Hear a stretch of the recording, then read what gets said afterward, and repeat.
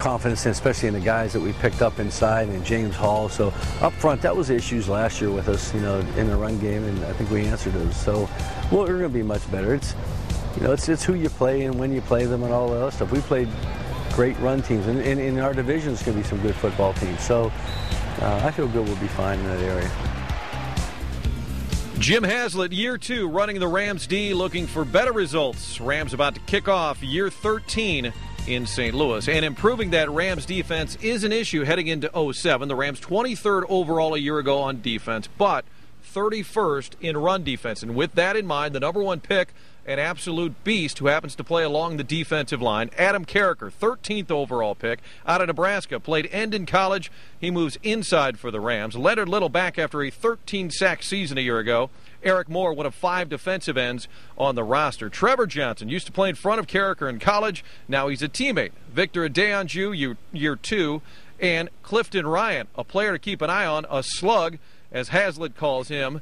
He is a true nose tackle as we move along here. James Hall is your new starting defensive end opposite Little. Leroy Glover and Claude Roten will split time at tackle. That's your defensive line. But the question, can the number 1 who you see there get it done? Will the former Husker be a run stuffer? Adam Carricker is a big man with huge expectations. The Rams are banking on this 6'6", 308-pound rookie to anchor a run defense that's finished 28th or lower in each of the last 3 seasons. I think he's been outstanding since he's been here and hasn't disappointed now that we've put pads on in training camp and went out there with the ones and played very, very well. And he wouldn't be out there starting if he wasn't. Just approach it, the best you can, like I did in college. Obviously, this is another level, but it does. Football, I've been playing for a long time. Just try to keep doing what I've been doing, work as hard as I can in practice, and on game day, just go out and play as hard as I can and have fun. Second-year cornerback Ty Hill has a lot in common with Carricker. Both were first-round picks in back-to-back years, and both are being looked to as cornerstones for a rejuvenated defense. The key to this game is mentally.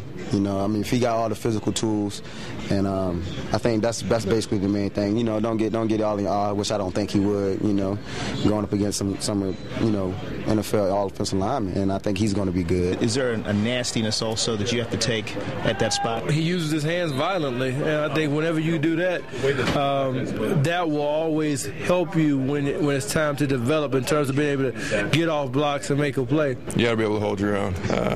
It's not friendly in there. It's not very nice. Now, the Rams are equally impressed with this rookie's brain as well as his brawn. After all, Carricker was a 3-time All-Big 12 selection to the league's honor roll. In Earth City, Maurice Drummond, Fox 2 Sports. By the way, the mayor had a permission slip from his grandma that he didn't have to come down here late at night on a Saturday. Rob, it's a lot of pressure on a number 1 pick. I know the Rams are high on him, but if you're Adam Carricker, there's a lot on his shoulders. Absolutely. There's a whole lot on Carricker's shoulders, but he comes from a defense in Nebraska that knew how to play on a front line, and he comes to a team that is in desperate need to improve that defensive line. And that's what we've seen from him in the preseason. This guy's a strong guy, and he looks like he can take down offensive linemen, and he loves to make tackles for losses. Big, strong guy, but overall, Brian, does the run defense improve enough? Well, it has to at least be minimally better. Think about it. The three guys who were getting primary duty with this team a year ago, Brandon Green, Jimmy Kennedy, and Anthony Hargrove, 2 of them have been cut and are out of the league, and 1 of them is suspended. So at least minimally, they have to be better, Martin, don't you think? And I was looking down, but I was listening. Don't worry, Burwell. Well, the linebackers should be busy if the guys up front do their job, and the linebackers led by the man in the middle, Will Witherspoon, former Panther, wasn't a Packer. He was a tackling machine. 136 tackles a year ago to lead the Rams, his 4th straight year with over 100. Pisatino Isimo coming back from injury, another player to keep an eye on. He's looking to return to form. Witherspoon joined by another former Panther, Chris Draft. He backs up at about every position there. And Quentin Culberson, youngest player on the team, made it as an undrafted rookie. Brandon Chiller, number 54, your starting strong side linebacker in year 4. Randall Smith, former Viking, 2nd year with the Rams. Tim McGargle made the team with that strong finish against the Chiefs. Now, Chris Draft, one of the newest Rams, he's a great talker as well, arrives with a message for you fans. I don't know how many people we get in that stadium. We got 65,000. I'm coming to everyone. All 65,000, I'm coming to get you. But we need a 12 man now. 12 man, I'm saying 2 false starts. 2 false starts. And I will be thanking y'all after the game a whole bunch. Chris Draft with basically a demand of the fans, make some noise, and playing at home here, you should have some kind of advantage. You absolutely should have an advantage. If you're going to sell this place out, even though it took you all week to do it, get the noise level up, because you've been in this building when it's noisy. It can be a factor. And if the guys up front do their job, the linebackers are guys who can make a lot of tackles. If you're Pisa and you're Will, you can run all over the field. You need help with the guys up front. Free them up. Exactly, and we know these guys can get the job done. As you saw, Will Witherspoon led the team in tackles. Pisa Tine-Samoa. This guy always plays at the caliber of a Pro Bowl type of linebacker, and the Rams are thankful that they have him. And with this addition to Chris Draft, that they know that they've at least improved in the linebacking core over the past couple of years. Chris Draft dominated in this game last year. Thankfully, he is not on Carolina in the game tomorrow. We've talked about the D-line and the linebackers. What about in the secondary? Rams have some young players back there. Jonathan Wade, the third-round pick, wearing number 20 after a preseason wearing number 37. O.J. Atagwe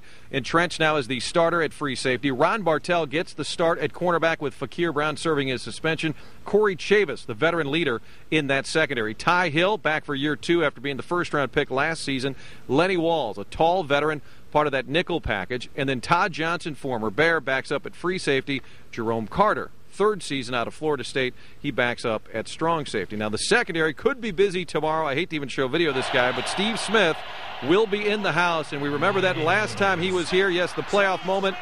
Jason Sehorn, not a memorable moment there. The Panthers' little missile, Steve Smith, helped end the Rams season. He has had some big years for Carolina. Guys, we'll run through the schedule and just some overall thoughts as we go here. The first 2 at home could be huge. You've got the Panthers and then the Niners. Got to win those. You have to take care of your business at home, or you're not going to be competitive at all in the National Football League. 2 road games after that could be hot. They go to Tampa, then they go to Dallas. And, Rob, it's part of a stretch where 4 out of 5, as we flip the page, are on the road because you come home for Arizona. Then it's to Baltimore and Seattle. That's a nasty stretch with 4 out of 5 on the road. Absolutely. You got to win that game at Tampa, but then these next road trips are difficult because the Rams have had their troubles with some of these teams. Dallas is always good at home. And, of course, Arizona, they went down to the wire with these guys. So you got to win your games on the road. You can't finish out with a 500 record on the road if you want to go to the playoffs. After the bye week in early November, second half kicks off at New Orleans, at San Francisco, just like the old days in the NFC West. Then Seattle here. That'll be a huge game in November. December begins with the Michael Vick-less Falcons. It would have been a circus if Vick was here. A trip to Cincinnati in December, and then Green Bay and Pittsburgh back-to-back weeks. Pittsburgh, a Thursday night game that you will see right here on Fox 2. Followed up with a game at Arizona to end the season. And I have a feeling that Arizona game could mean something. It could mean something, but you know what? I know everybody keeps on talking about the Arizona Cardinals like they are You're not buying the team. I'm not. They have switched coaches. They have switched players. They have switched front offices. And guess what? They still stink. They always stink. That's what they do. They stink. The curse of the Big Red. All right, before we go to the break here, the specialist. Cannot forget your kicker, Money. Jeff Wilkins, your punter, first year with the Rams. Donnie Jones, and, of course, Chris Massey, the one who gets the ball to him perfectly as he snaps it right back. Steven Jackson is the story, though. He was last year, and we will talk it over with number 39 next.